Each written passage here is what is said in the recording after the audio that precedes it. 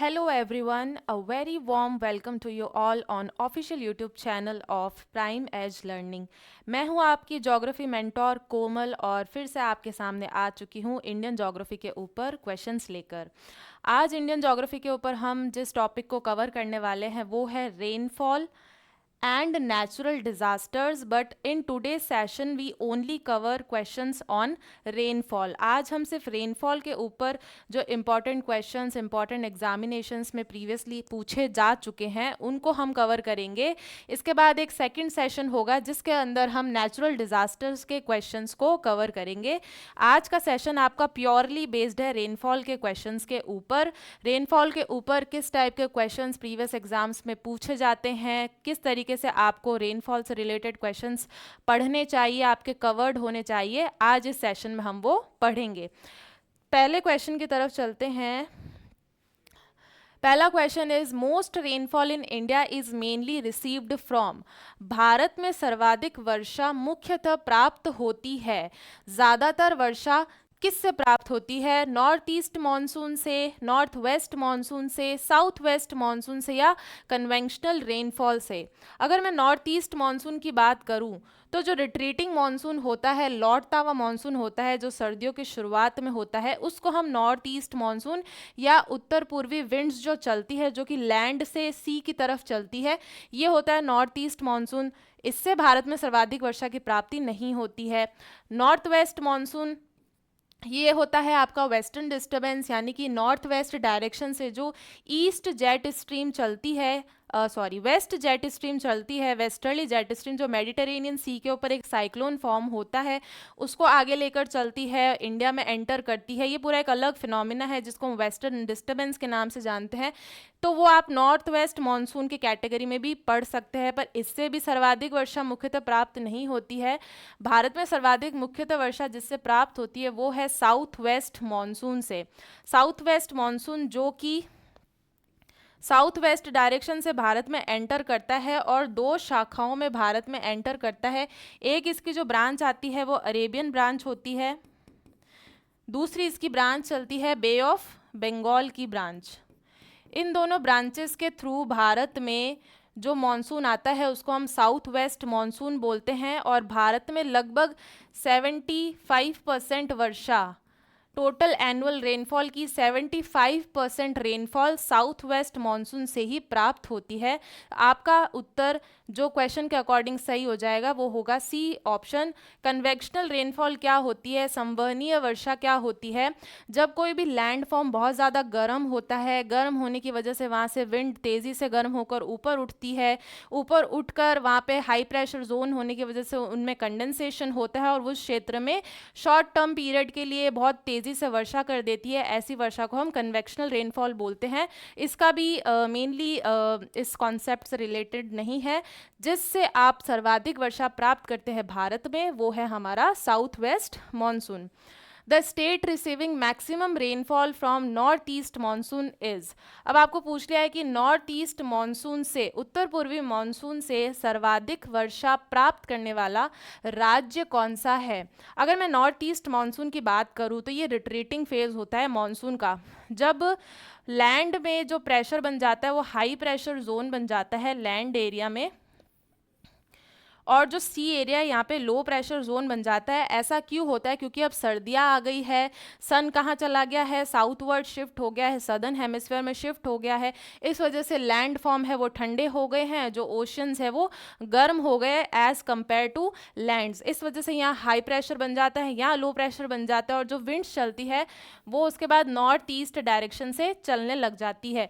इसमें से कुछ विंड्स है वो बे ऑफ बंगाल से मॉइस्चर को उठाती है और उसके बाद वो कहाँ पे वर्षा कर देती हैं? मेनली कोरोमंडल कोस्ट पे या फिर तमिलनाडु में वर्षा कर देती हैं।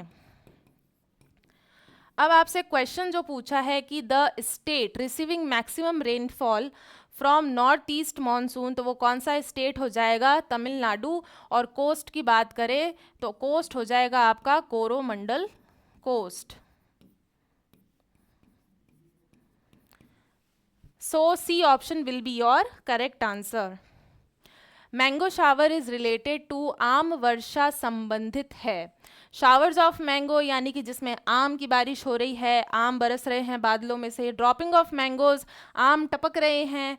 Rainfall during March April in Bihar and Bengal, Bihar और बंगाल में मार्च अप्रैल में होने वाली वर्षा।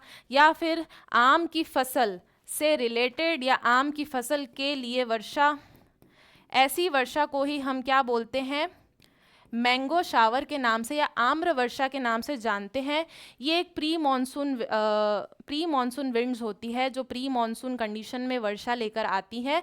ये केरला और कर्नाटका के एरिया में इसको मैंगो शावर के नाम से जाना जाता है। प्री मॉनसून को आम्र वर्षा के नाम से इसे क्यों जाना जाता है, क्योंकि ये आम की जो अर्ली स्टेजेस होती है ग्रोथ की, उसमें उसको पकने में, राइप होने में हेल्प करती है और उसके लिए बहुत ही अच्छी वर्षा ये मानी जाती है। इसलिए इसे मैंगो शावर बोला जाता है। कहाँ पे? केरला में एंड कर्नाटका में। कर्नाटका में इसको चेरी ब्लॉसम के नाम से भी जाना जाता है। चेरी ब्लॉसम क्यों? क्योंकि ये कॉफ़ी के जो फूल होते हैं उनको खिलने में मदद करती है, that is why it is known as cherry blossom also. इसके अलावा क्योंकि ये एक प्री मॉनसून विंड है, प्री मॉनसून को मैंगो शावर कहा जाता है क्योंकि आम के पकने में हेल्प करती है। लेकिन वेस्ट बंगाल में इसे काल बैसाखी, आसाम के एरिया में भी काल बैसाखी के नाम से जाना जाता है, या बाराडोली शिरा के नाम से भी जाना जाता है। ये कुछ प्री मॉनसून विंड्स है जो मेन मॉनसून से पहले छुटपुट छुटपुट बारिश होती है, उसे ही हम मैंगो शावर के नाम से जानते हैं। आपका करेक्ट ऑप्शन इसमें हो जाएगा डी ऑप्शन। ये मैंगो क्रॉप के लिए हो रही है, इसलिए मैंगो शावर। अब आपको यहाँ पे कुछ लोकल स्टॉर्म्स दिए हुए। हाँ, ये क्या है? एक तरह के लोकल स्टॉर्म्स है, प्री मॉनसून है प्लस लोकल स्टॉर्म्स है। किस रीजन में ये होते हैं वो आपको मैच करना है। मैंगो शावर के बारे में अभी हमने बहुत मोटी मोटी बात करी कि भाई केरला और कर्नाटका के कोस्टल एरिया में आम के पकने में मदद करती है ये वर्षा, इसलिए हम इसे मैंगो शावर के नाम से जानते हैं। मेनली अगर आप इसको मैच करेंगे, कोस्टल कर्नाटका से मैच करेंगे, तो मैंगो शावर हो जाएगा आपका थर्ड ऑप्शन। दो में दिए हैं, थर्ड ऑप्शन बी और सी कट हो जाएगा। कहीं बहुत सी जगहों पे मैंगो शावर के लिए केरला को सही ऑप्शन माना जाता है और बहुत सी जगहों पे मैंगो शावर के लिए कोस्टल कर्नाटका या कर्नाटका का तटीय भाग को सही माना जाता है। मैं यहाँ पे कोस्टल कर्नाटका इसलिए कर रही हूँ because it is a PYQ previously year asked question है ये, जिसके अकॉर्डिंग इसमें जो आंसर एक्सेप्ट किया गया था वो मैं आपको बता रही हूँ। लेकिन अगर आप मोस्टली देखा जाए तो मैंगो शावर के लिए केरला स्टेट को ही सही माना जाता है, लेकिन इस प्रीवियसली ईयर्स आस्क्ड क्वेश्चन के अंदर मैंगो शावर के लिए केरला को नहीं बल्कि कोस्टल कर्नाटका को करेक्ट ऑप्शन माना गया था।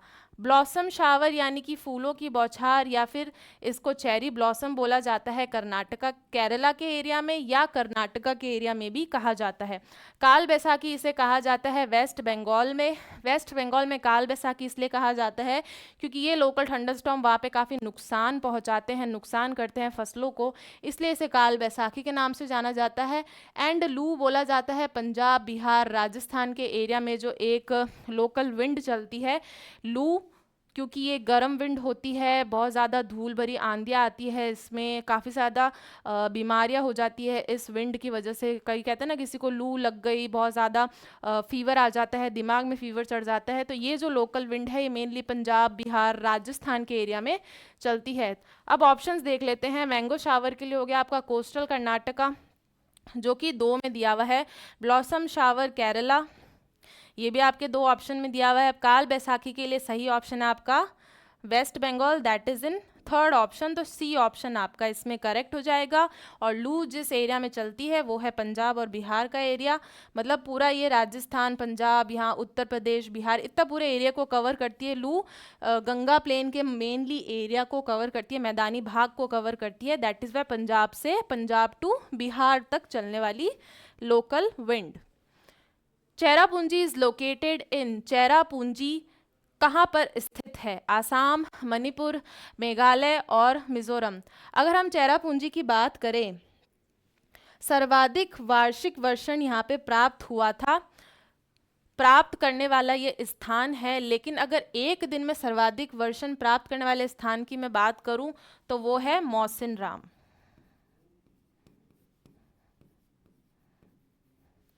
मौसिनराम एक ऐसा स्थान है जो एक दिन में सर्वाधिक वर्षण प्राप्त करने वाला स्थान है। विश्व का सबसे ज़्यादा वर्षा को प्राप्त करने वाला स्थान है मौसिनराम। और चेरापूंजी ऐसा एरिया है जो एनुअल रेनफॉल, सबसे ज़्यादा एनुअल रेनफॉल प्राप्त करता है चेरापूंजी। ये दोनों ही जगह कहाँ पे सिचुएटेड है? आपकी मेघालय में सिचुएटेड है। अब मेघालय में ये दोनों सिचुएटेड तो है, लेकिन इतनी ज़्यादा वर्षा ये प्राप्त क्यों करती है? क्योंकि आपकी जो बे ऑफ बंगाल की ब्रांच आती है, let us understand with the help of map. ये जो बे ऑफ बंगाल की आपकी ब्रांच चल रही है, ये ब्रांच जब अरकन योमा से टकराती है म्यांमार में, तो ये त्रिपुरा के तरफ से होते हुए ये मेघालय में जब एंटर करती है, त्रिपुरा में सबसे पहले ये अगरतला को हिट करती है।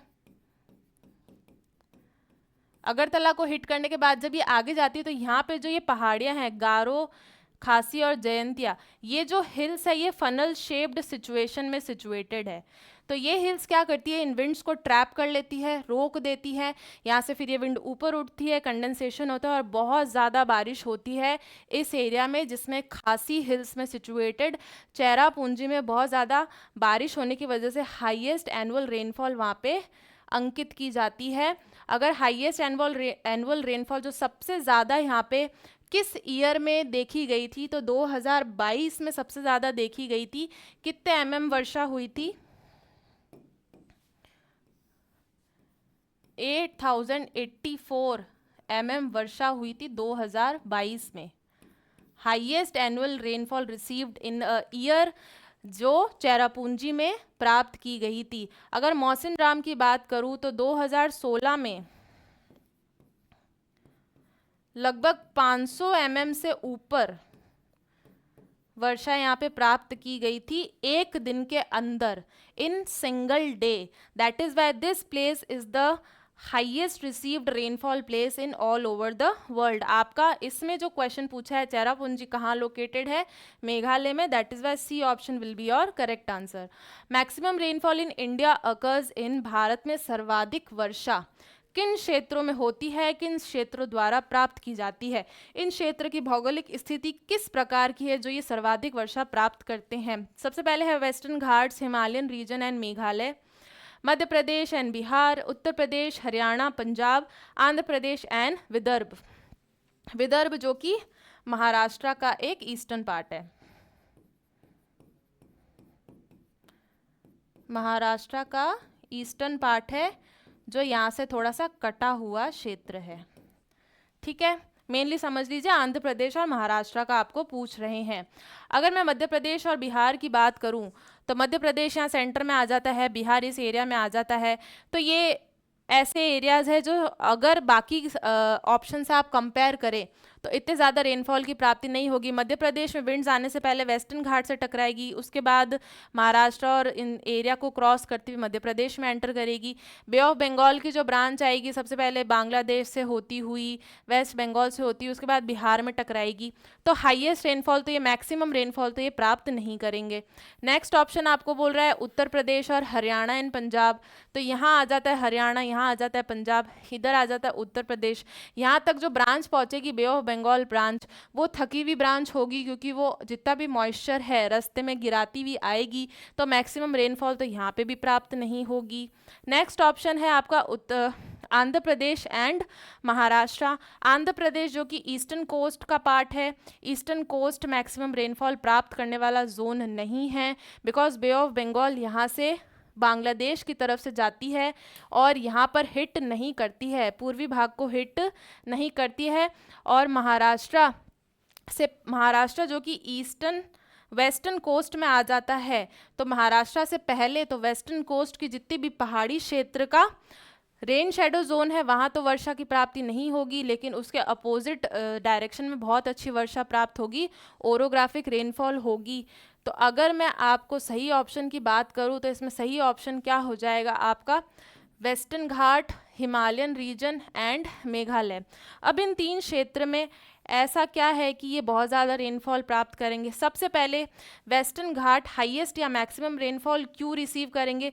बिकॉज जो अरेबियन ब्रांच है वो सबसे पहले इंडिया में यहीं से ही एंटर कर रही है। जब ये यहाँ से एंटर करिए तो वेस्टर्न घाट्स की तरफ यहाँ पे पहाड़ियों से टकराकर हवा ऊपर उठकर इस एरिया में बहुत अच्छी रेनफॉल करेगी। तो फर्स्ट तो ये आपका वेस्टर्न घाट का ऑप्शन हो गया। सेकंड इन्होंने दिया हुआ था कि भाई हिमालयन रीजन में क्यों बारिश कर रही है? हिमालयन रीजन में जो वे ऑफ बंगाल की ब्रांच आके टकराती है, तो हिमालय इसके लिए किस तरीके से सिचुएटेड है? ऐसे सिचुएटेड है तो ये इन विंड्स को रोकेंगे, यहाँ पे ऊपर उठने देंगे और इस एरिया में भी बहुत अच्छी बारिश करेंगे। तो यहाँ पे कैसी रेनफॉल दिखेगी आपको? ओरोग्राफिक रेनफॉल दिखेगी। ओरोग्राफिक रेनफॉल दिखेगी। एक ऑप्शन आपको बोला था मेघालय। मेघालय का अभी हमने बात करी थी कि मेघालय में इतनी बारिश क्यों होगी? मेघालय में इतनी बारिश क्यों होगी? क्योंकि यहाँ पे जो पहाड़ियाँ हैं वो फनल शेप की तरह सिचुएटेड है, जिस वजह से विंड्स को सभी तीनों डायरेक्शन से अपने अंदर ट्रैप कर लेती है और जितना हो सके उन बारिश को, उन विंड्स को वहीं पे ही बारिश करनी पड़ती है इन पहाड़ियों की सिचुएशन की वजह से। तो आपका सही आंसर क्या हो जाएगा? Western Ghats, Himalayan region and Meghalaya, these places will receive maximum rainfall in India. A option will be your correct answer. Despite heavy rainfall, India is considered water scarce because, हालांकि यहाँ पे काफ़ी अच्छी वर्षा होती है, बहुत से एरियाज़ में काफ़ी हैवी रेनफॉल होती है, लेकिन फिर भी इसे एक वाटर स्कार्स एरिया क्यों माना जाता है? इसे एक प्यासी धरती क्यों कहा जाता है? क्या कारण हो सकता है? Rapid run off rain water, वर्षा जल का तेजी से बह जाना, हाई इवेपोरेशन, बहुत ज़्यादा वाष्पीकरण होना, रेनफॉल कंसंट्रेटेड इन फ्यू मंथ्स, क्योंकि रेनफॉल सिर्फ फ्यू मंथ्स के लिए ही होती है इस वजह से। अगर मैं ऑप्शंस की बात करूं तो बिल्कुल यहाँ पे रैपिड रन ऑफ की सिचुएशन देखने को मिलती है। इंडियन सब कॉन्टिनेंट का एलिवेशन ऐसा है, मेनली बे ऑफ बंगाल की तरफ, कि यहाँ पे बहुत ज़्यादा रैपिड रन ऑफ होता है, जिस वजह से अधिकतर वर्षा का जल या नदियों का जल वो वाटर बॉडी में जाकर फॉल कर जाता है। तो पहला ऑप्शन आपका सही हो जाएगा। हाई इवेपोरेशन है बिकॉज ये एक ट्रॉपिकल कंट्री है, ट्रॉपिकल और सब ट्रॉपिकल जोन में सिचुएटेड है। जब ट्रॉपिकल रीजन के पास है, ट्रॉपिकल रीजन में सिचुएटेड है, तो यहाँ पे हीट बहुत ज़्यादा, इंसुलेशन बहुत ज़्यादा होगा, तो उसकी वजह से इवेपोरेशन भी हाई होगा। That is why B option भी करेक्ट है। Rainfall concentrated in few months, क्योंकि मेनली हमारा मानसून जो आता है वो 3 से 4 महीने के लिए कंसंट्रेटेड होता है। मैक्सिमम मैं देखूँ तो 4 महीने में थोड़ी अच्छी बारिश हो जाती है, इसके अलावा तो हमें वर्षा की प्राप्ति नहीं होती है। तो ये तीनों ही ऑप्शन आपके बिल्कुल सही है, जिस वजह से भारत की धरती एक कैसी धरती है? प्यासी धरती है। ये तीनों ही ऑप्शन इस स्टेटमेंट को सपोर्ट कर रहे हैं। All of the above will be your correct answer.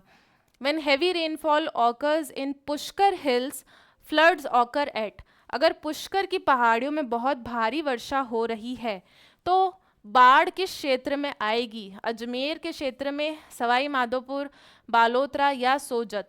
अगर मैं पुष्कर की पहाड़ियों की बात करूँ तो अरावली माउंटेन रेंज के ये पार्ट है। इस एरिया से एक रिवर निकलती है जिसका नाम है लूनी रिवर।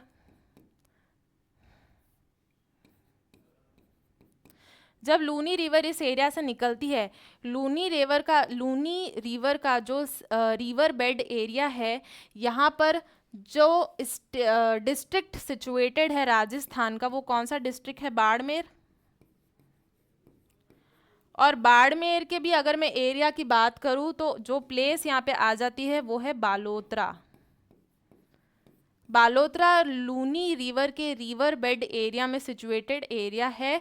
तो जब भी इस एरिया में, पुष्कर के एरिया में अगर बहुत ज़्यादा रेनफॉल होगी बहुत ज़्यादा, तो जो फ्लड है वो कौन से एरिया में आएगा? बाड़मेर के बालोतरा क्षेत्र में आएगा। तो C option will be your correct option.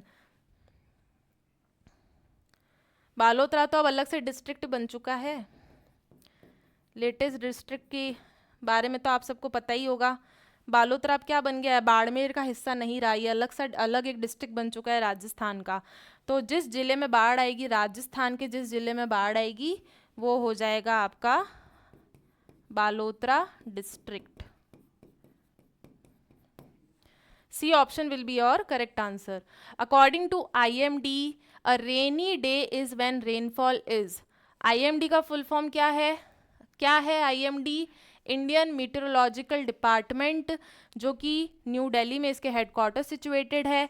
ये क्या मानते हैं, किस दिन को हम रेनी डे घोषित कर सकते हैं? जब रेनफॉल कितनी होगी?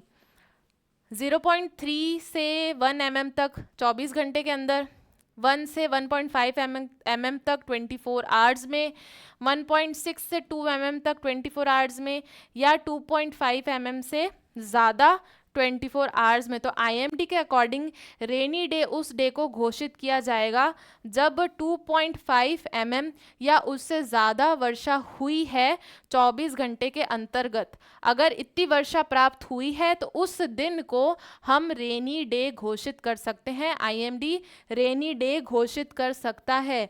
तो आपका डी ऑप्शन इसमें क्या हो जाएगा? करेक्ट हो जाएगा। अगले क्वेश्चन पर चलते हैं। एक असर्शन रीजन वाला क्वेश्चन है। If one moves westward and north westward in Ganga plain monsoon rainfall decreases. अगर गंगा के मैदान में पश्चिम या उत्तर पश्चिम की ओर, कहाँ कौन सी दिशा में चल रहे हैं? पश्चिम या उत्तर पश्चिम की ओर बढ़ने पर मॉनसूनी वर्षा क्या हो जाती है? घट जाती है। पहला असर्शन आपको क्या कह रहा है कि आप अगर गंगा प्लेन से वेस्टवर्ड डायरेक्शन में या नॉर्थ वेस्टवर्ड डायरेक्शन में मूव कर रहे हैं तो यहाँ से जाते हुए यहाँ पे रेनफॉल क्या हो जाएगी? घट जाएगी, कम हो जाएगी। ये आपको कह रहा है असर्शन। रीजन पढ़ लेते हैं। रीजन क्या कह रहा है? गंगा के मैदान में पश्चिम की ओर बढ़ने पर मानसूनी पवन अधिक आर्द्र हो जाती है और ऊंचाई प्राप्त करती है। जब इस क्षेत्र में ये विंड आ रही है, अब यहाँ पे कौन सी विंड्स आ रही है? बे ऑफ बंगाल वाली ब्रांच आ रही है। बे ऑफ बंगाल वाली ब्रांच जब इस एरिया से आते आते इस एरिया में आएगी, कहाँ पे आ जाएगी? वेस्ट डायरेक्शन में अगर आती है या नॉर्थ वेस्ट डायरेक्शन में आएगी तो इसमें आर्द्रता की मात्रा बहुत ज़्यादा हो जाएगी और फिर ये ऊपर उठेगी। ऊपर उठेगी इसका मतलब ये बहुत अच्छी वर्षा करेगी। तो क्या आपका असर्शन रीजन को सेटिस्फाई कर रहा है?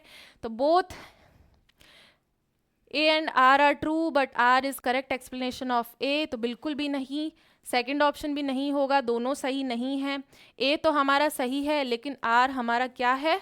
फॉल्स है। A is correct but R is false. A सही कैसे है? जैसे ही आप पश्चिम या उत्तर पश्चिम दिशा में जाएंगे गंगा की तरफ तो बिल्कुल रेनफॉल डिक्रीज होगी, बिकॉज विंड क्या करती है, पूरे रास्ते अपना मॉइस्चर छोड़ते हुए आ रही है और जब वो एंड पॉइंट तक पहुंचेगी तो उसमें इतना मॉइस्चर नहीं बचता, बिकॉज सी से उसकी दूरी भी ज़्यादा हो गई है, बीच क्षेत्र में से उसने कहीं से मॉइस्चर भी नहीं उठाया, तो वो धीरे धीरे रेनफॉल में क्या हो जाएगा? घट जाएगी। रेनफॉल धीरे धीरे कम होती चली जाएगी।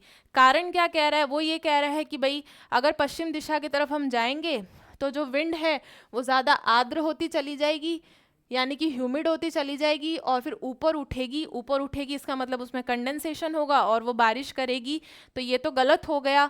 इस तरफ जाते हुए विंड ह्यूमिड नहीं बल्कि ड्राई होती चली जाएगी, शुष्क होती चली जाएगी और ऊपर राइज भी नहीं करेगी और वर्षा भी कम होगी। सी ऑप्शन आपका करेक्ट है। नेक्स्ट इज जलवायु परिस्थितियाँ दी हुई है और यहाँ पे दिए हुए हैं कारण। जलवायु परिस्थितियों में पहला है Chennai is hotter then Kolkata. तो किस कारण, क्या कारण हो सकता है कि कोलकाता की अपेक्षा चेन्नई स्थान अधिक गर्म है? नॉर्थ ईस्ट मानसून की वजह से। मानसून का तो गर्म होने से कोई लेना देना ही नहीं है, तो इससे तो मैच नहीं होगा। ऊंचाई की वजह से या वेस्टर्न डिस्टर्बेंस की वजह से या फिर सी से दूरी, समुद्र से दूरी की वजह से या फिर लैटिट्यूड्स की वजह से। अगर मैं टेम्परेचर की बात करूँ, हॉटर मतलब यहाँ पे टेम्परेचर के बारे में बोल रहा है। अगर मैं टेम्परेचर की बात करूँ तो किसी भी स्थान के टेम्परेचर पर मेनली उस एरिया के लैटिट्यूड का फ़र्क पड़ता है कि वो एरिया कौन से अक्षांश की तरफ आता है, इक्वेटर के कितने करीब है, इक्वेटर से कितना दूर है। लैटिट्यूड का मेनली फ़र्क पड़ता है किसी भी स्थान के टेम्परेचर में सर्दी या गर्मी, गर्म या ठंडा होने का। तो आपका कोलकाता और Chennai is hotter then Kolkata because Chennai कहाँ पर है? इक्वेटर के करीब है और कोलकाता आपके आ जाता है ट्रॉपिक ऑफ कैंसर के पास। यानी इक्वेटर से थोड़ा तो दूर है। अगर मैं लैटिट्यूड्स की बात करूं तो चेन्नई लगभग 17 डिग्री नॉर्थ या 18 डिग्री नॉर्थ लैटिट्यूड पे सिचुएटेड है और कोलकाता 22 डिग्री नॉर्थ लैटिट्यूड पे सिचुएटेड है। अब इनकी लैटिट्यूडनल स्थिति के बारे में हम देखें तो चेन्नई इक्वेटर के एकदम पास है तो ज़्यादा गर्म होगा और कोलकाता थोड़ा सा दूर है तो एज़ कम्पेयर टू चेन्नई कम गर्म होगा। आपका ए ऑप्शन का जो करेक्ट मैच है वो है फिफ्थ, जो कि दो ऑप्शंस में दिया हुआ है, ये दो सीधे सीधे कट हो जाएंगे। नेक्स्ट ऑप्शन कह रहा है snowfall in the Himalayas, Himalayas में हिमपात क्यों होता है? नॉर्थ ईस्ट मानसून के कारण, ऑल्टीट्यूड के कारण, वेस्टर्न डिस्टर्बेंस या डिस्टेंस फ्रॉम सी। तो यहाँ पे हिमपात होने का कारण है इसका ऑल्टीट्यूड। जो जितना ऊंचाई पर होगा वहाँ पे टेम्परेचर उतना ही कम होगा, टेम्परेचर कम होगा तो उस एरियाज़ में हिमपात होने की सिचुएशन बनेगी। और हिमालयन रीजन का ऑल्टीट्यूड बहुत ही हाई है, वर्ल्ड की हाईएस्ट पीक भी यहाँ पे सिचुएटेड है माउंट एवरेस्ट 8848 मीटर पे। तो इतना ऑल्टीट्यूड हाई होने पे हिमपात तो होना ही है, स्नोफॉल तो होना ही है। तो हिमालयाज़ का स्नोफॉल इन द हिमालय का कारण क्या है? इसका ऑल्टीट्यूड यानी कि इसकी ऊंचाई। बी ऑप्शन का आपका सेकंड ऑप्शन मैच हो जाएगा। हमारा सही ऑप्शन है C will be our correct answer. दो और फिर भी चेक कर लेते हैं। Rainfall decreases from West Bengal to Punjab, यानी कि वेस्ट बंगाल से पंजाब की तरफ रेनफॉल क्या होती है? घटती है, डिक्रीज होती है। तो बिल्कुल सही है। यहाँ से जो ब्रांच आती है वो ब्रांच इस एरिया में बारिश करती जब पंजाब तक पहुंचेगी तो जैसे जैसे समुद्र से दूरी बढ़ती जाएगी वैसे वैसे रेनफॉल डिक्रीज होती जाएगी। तो आपका इसका सही मैच हो जाएगा distance from C. C option का आपका फोर्थ सही हो जाएगा। नेक्स्ट है some rainfall in Sutlej Ganga plain in winter. Sutlej Ganga plain यानी कि उत्तर भारत का जो मैदान है, विंटर्स में वहाँ पे थोड़ी बहुत जो बारिश होती है शीत ऋतु में, वो किस कारण से होती है? तो वो आपकी होती है वेस्टर्न डिस्टर्बेंस के कारण, यानी पश्चिमी विक्षोभ के कारण। वेस्टर्न डिस्टर्बेंस जो कि वेस्टर्ली जेट स्ट्रीम के थ्रू मेडिटेरेनियन सी से जो साइक्लोन को वो लेके आती है, फिर हिमालयन माउंटेन तिब्बत प्लेट्यू से टकराकर दो भागों में विभाजित हो जाती है। एक भाग जो हिमालय के सदर्न एरिया में एंटर करता है गंगा प्लेन में, वो क्या लेकर आता है? वर्षा लेकर आता है। इसी को ही हम वेस्टर्न डिस्टर्बेंस बोलते हैं। सी ऑप्शन आपका इसमें करेक्ट हो जाएगा। The desert development program in India is implemented in, Bharat में मरुस्थलीय विकास योजना क्रियान्वित है कितने डिस्ट्रिक्ट में? 11 जिलों में, 14 जिलों में, 17 जिलों में या 21 जिलों में? ये जो आपका एक क्वेश्चन है एक हिस्टोरिकल टाइप का क्वेश्चन है, बिकॉज इसमें जो डेजर्ट डेवलपमेंट प्रोग्राम की बात की जा रही है ये 1990s में लॉन्च हुआ था। अगर मैं प्रॉपर बात करूँ तो 1977 से 78 के टाइम पे ये लॉन्च हुआ था। इस टाइम जितने डिस्ट्रिक्ट इस प्रोग्राम के अंदर शामिल थे वो थे टोटल 21 डिस्ट्रिक्ट, यानी कि 21 जिलों को इसमें शामिल किया गया था। करंटली इसमें जितने जिले शामिल हैं उनकी संख्या है 40 जिले,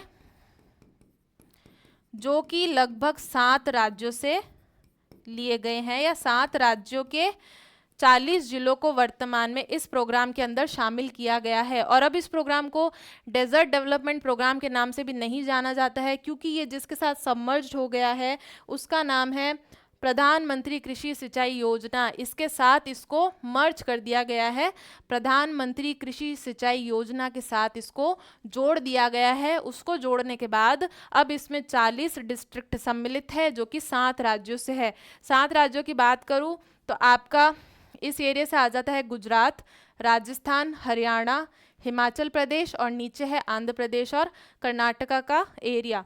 इन एरिया से 7 डिस्ट्रिक्ट से 40 जिलों को इस प्रोग्राम में सम्मिलित किया गया है, जिसमें भारत के मरुस्थलीय क्षेत्र में विकास कैसे किया जा सके, वहाँ पे सिंचाई इरिगेशन फैसिलिटीज़ को कैसे डेवलप किया जा सके, उसके ऊपर ये प्रोग्राम 1990s में लॉन्च हुआ था। तो अभी जो आपका क्वेश्चन है ये आपका एक हिस्टोरिकल क्वेश्चन पूछ रहा है, प्रीवियसली पूछ रहा है। तो 21 डिस्ट्रिक्ट उस समय इसमें शामिल थे जब ये लॉन्च हुआ था। Inland waterways in India are not sufficiently developed, Bharat में अंतर्देशीय जल मार्गों का पर्याप्त विकास नहीं हुआ है। ये है आपका असर्शन। रीजन क्या कह रहा है, Bharat in most part of India rainfall occurs only during 4 months of the year. Bharat के अधिकांश भागों में वर्षा वर्ष के केवल 4 महीनों में होती है, ये रीजन कह रहा है। कथन के हिसाब से अगर देखा जाए तो भारत में, पहले आप रीजन अगर समझे तो रीज़न ये कह रहा है क्योंकि भारत में सिर्फ 4 महीने बहुत अच्छी बारिश होती है। जब 4 महीने बहुत अच्छी बारिश होगी तो जितनी भी रिवर्स है उसमें रेनफॉल का पानी आएगा, यानी कि वर्षा जल की प्राप्ति होगी। बहुत ज़्यादा वर्षा जल की प्राप्ति होगी तो ड्रास्टिकली उनका जो वाटर लेवल है वो एकदम से बढ़ेगा। जब वो लेवल एकदम से बढ़ेगा तो वहाँ पे नौवहन करना या फिर ट्रांसपोर्टेशन करना बहुत ही मुश्किल हो जाएगा। इस वजह से रीज़न जो है आपके असर्शन को सपोर्ट कर रहा है कि 4 महीने के अंदर क्योंकि बहुत ज़्यादा वर्षा जल की प्राप्ति होती है, इस वजह से ड्रास्टिकली वाटर लेवल में चेंज आता है और नौवहन की सिचुएशन जो है वो ख़राब हो जाती है, यानी कि अंतर्देशीय जल मार्ग जो है क्योंकि वो पर्याप्त रूप से विकसित नहीं है, इस वजह से नौवहन करने में या रिवर के थ्रू ट्रांसपोर्टेशन करने में बहुत ही दिक्कत आती है। That is why both A and R true and R is correct explanation of A. Tamil Nadu coast remains dry during south west monsoon season. Tamil Nadu coast जो है जब साउथ वेस्ट मानसून सीजन होता है, यानी कि यहाँ से जो साउथ वेस्ट मानसून आ रहा है, इस समय क्या होता है कि ये साउथ वेस्ट मानसून आ रहा है, इस समय क्या होता है तमिलनाडु का कोस्ट क्या रह जाता है, ड्राई रह जाता है। ये है आपका असर्शन।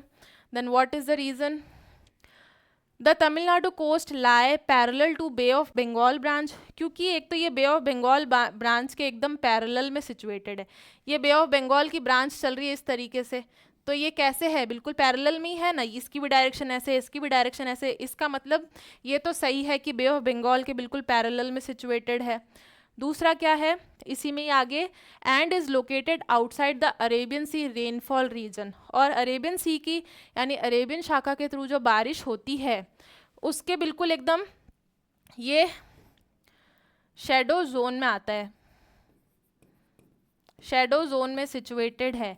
ये था आपका रीज़न।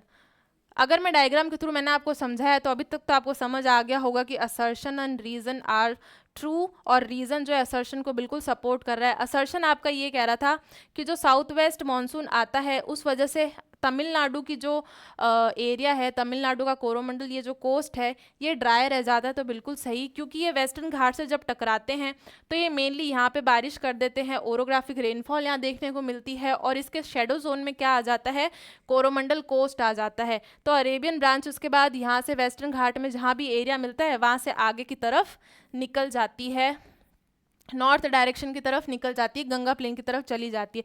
तो इस ब्रांच से तो इसको बिल्कुल वर्षा की प्राप्ति नहीं होती। दूसरे बे ऑफ बंगाल की जो ब्रांच चल रही है इसके पैरेलल में ही आगे जाकर ये इंडिया में एंटर करती है बांग्लादेश के थ्रू, तो इसके थ्रू भी इसमें बिल्कुल भी बारिश नहीं होती है कोरोमंडल कोस्ट में। तो आपका सही आंसर क्या हो जाएगा, that Tamil Nadu coast remain dry during south west monsoon season, ये हमारा सही है, assertion is correct. And reason, Tamil Nadu coast lie parallel to bay of Bengal branch located outside Arabian sea rainfall region, both A and R true and R explains A, D option will be your correct answer. देखिए assertion reason वाले question हमेशा Indian geography में बहुत ज़्यादा मात्रा में पूछे जाते हैं, because Indian geography is purely concept based geography, इसलिए थ्योरीज और कॉन्सेप्ट अपने माइंड में बिल्कुल क्लियर रखेंगे तो इस तरीके के क्वेश्चंस बहुत इजीली सॉल्व हो जाएंगे। नेक्स्ट क्वेश्चन पर चलते हैं। Some rainfall occurs in northern plains of India during winter, Bharat के जो उत्तरी मैदान है वहाँ पे शीत ऋतु में कुछ वर्षा होती है, बिल्कुल सही है। पश्चिमी विक्षोभ जो आता है यानी कि वेस्टर्न डिस्टर्बेंस, इसकी वजह से भारत में शीत ऋतु में क्या होती है, वर्षा होती है, जिसको लोकल भाषा में क्या कहा जाता है, मावट की वर्षा कहा जाता है। तो ये तो आपका असर्शन सही हो गया। North east monsoon becomes active in winter, reason ये कह रहा है क्योंकि नॉर्थ ईस्ट मानसून उस समय एक्टिव हो जाता है, इसीलिए ही उत्तरी मैदानों में वर्षा होती है। तो रीज़न हो गया आपका रॉन्ग, बिकॉज वेस्टर्न डिस्टर्बेंस के थ्रू जो वर्षा होती है शीत ऋतु में वो आती है नॉर्थ वेस्ट डायरेक्शन से। कहाँ से आती है, नॉर्थ वेस्ट डायरेक्शन से आती है, इसीलिए इसे वेस्टर्न डिस्टर्बेंस कहा जाता है, क्योंकि पश्चिमी दिशा से ही ये डिस्टर्बेंस लाने का काम हो रहा है, डिस्टर्बेंस आ रहा है, इसलिए नॉर्थ वेस्ट डायरेक्शन से ये आ रही है, that is why it is called western disturbance, जो कि गंगा प्लेन में, राजस्थान में, इन सभी एरियाज़ में बहुत अच्छी बारिश करती है और रबी की क्रॉप्स के लिए भी ये वर्षा बहुत अच्छी होती है। लेकिन नॉर्थ ईस्ट मानसून की अगर मैं बात करूँ तो ये रिट्रीटिंग मानसून होता है सर्दियों के स्टार्टिंग में, जब सन जो है वो साउथवर्ड शिफ्ट हो गया है और जो कॉन्टिनेंटल पार्ट है वहाँ हाई प्रेशर है बट सी पार्ट में लो प्रेशर है, तो विंड की जो सिचुएशन है वो लैंड टू सी चलने लगती है, नॉर्थ ईस्ट डायरेक्शन से चलने लगती है, जो कोरोमंडल कोस्ट पे वर्षा करती है। कहाँ पे रेनफॉल करती है? ये कोरोमंडल कोस्ट पे। इस वजह से both A and R, A is true but R is false, आपका सी ऑप्शन करेक्ट हो जाएगा। बाकी ऑप्शंस पढ़ने की ज़रूरत नहीं, असर्शन रीजन में ऑप्शन तो सारे ये सेम ही होते हैं, ए और आर सही है और उसको एक्सप्लेन कर रहा है, ए और आर सही है और उसको एक्सप्लेन नहीं कर रहा है, ए और ए सही है, आर गलत है, आर सही है, ए गलत है, इस तरीके से आपके ऑप्शंस आते हैं। 29th क्वेश्चन पे आज की सीरीज़ को हम देते हैं समाप्ति। रेनफॉल के ऊपर जितने भी पॉसिबल क्वेश्चंस आपके बनते हैं उसमें से छाट कर बहुत अच्छे क्वेश्चंस मैं आपके लिए इस सीरीज़ के अंदर लेके आई हूँ। नेक्स्ट सेशन में हम नेचुरल डिज़ास्टर के ऊपर क्वेश्चंस को कवर करेंगे। आज हम सिर्फ रेनफॉल के क्वेश्चंस को ही कवर किया है। इससे पहले वाली जो सेशन उसमें मैंने मॉनसून थ्योरीज़ के ऊपर जितने इंपॉर्टेंट क्वेश्चन है वो आपको कवर करवाए हैं। मॉनसून थ्योरीज़ की PYQ क्लास को पहले देखिएगा, उसके बाद इस रेनफॉल वाली क्लास को देखिएगा, because it will help you in your जितने भी आप प्रिपरेशन कर रहे हैं, तैयारियां कर रहे हैं, तो थ्योरीज के बाद अगर हम रेनफॉल पढ़े तो वो आपको ज़्यादा हेल्प करता है। इसके अलावा आपके डाउट्स है तो बिल्कुल कमेंट में बताइएगा, और कुछ जो भी आप समझना चाहते हैं, आगे पढ़ना चाहते हैं, मेरे थ्रू आप समझना चाहते हैं, तो वो भी कमेंट सेक्शन में ज़रूर बताइएगा। आज के सेशन को यहीं विराम देते हैं, और प्लीज़ अगर इस चैनल पर आए हैं तो सब्सक्राइब ज़रूर करके जाइएगा, और सभी जितने भी टीचर्स हैं जो मेहनत कर रहे हैं आपको पढ़ाने के लिए, उनको अपना प्यार ज़रूर दे के जाइएगा। अभी इस सेशन को तो यहीं ख़त्म करते हैं, अगले सेशन में नेचुरल डिज़ास्टर्स के ऊपर क्वेश्चंस लेके आऊँगी और वो हम मिलकर ही सॉल्व करेंगे। धन्यवाद।